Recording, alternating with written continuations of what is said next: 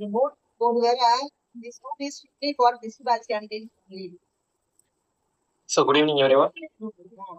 So நம்ம வந்து test page வந்து கண்டக்ட் பண்ணியிருந்தோம். அதாவது டெஸ்ட் பேஜ் கண்டக்ட் பண்ணுறதா சொல்லியிருந்தோம்.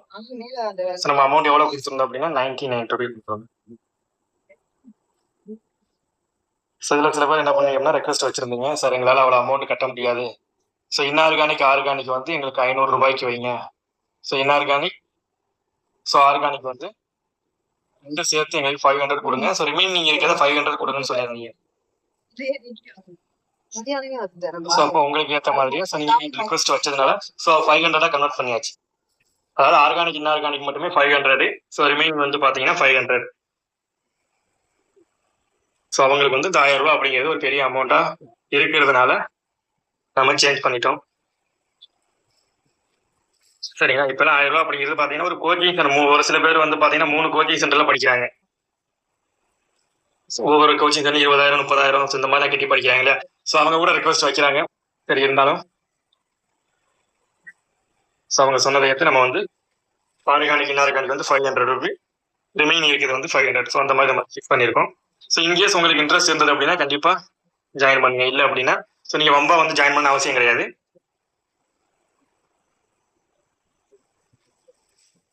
ஸோ உங்களுக்கு டெஸ்ட் பற்றின டீட்டெயில் எல்லாமே அதோட ஷெடியூல், ஸோ எப்போ டெஸ்ட் இருக்கும், எப்போ டிஸ்கஷன், ஸோ நம்ம டெஸ்ட் வந்து 1000 ரூபா அப்படிங்கிறது ரொம்ப கம்மி தான், உங்களுக்கே தெரியும்.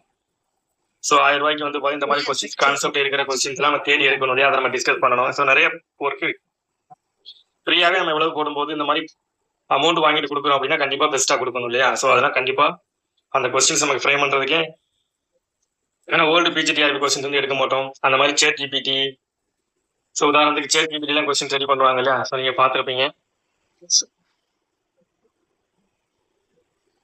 ஸோ சேட் ஜிபிடியில் நம்ம ரெடி பண்ணணும் அப்படின்னா ஸோ இந்த மாதிரி கொடுத்துருப்பாங்க. இதில் போயிட்டு give me 100 MCQ from organic stereochemistry. Copy. So இப்படி கொடுத்தோம் அப்படின்னா சேட் ஜிபிடி நமக்கு என்ன பண்ணிடும், ஸோ இந்த மாதிரி கொஸ்டின்ஸ் கொடுத்துரும். ஸோ இப்படிலாம் வைக்கணும்னு நமக்கு அவசியம் கிடையாது. இந்த மாதிரி வச்சோம் அப்படின்னா நம்ம எவ்வளோ கொஸ்டின்ஸ் வேணாலும் கொடுக்கலாம்.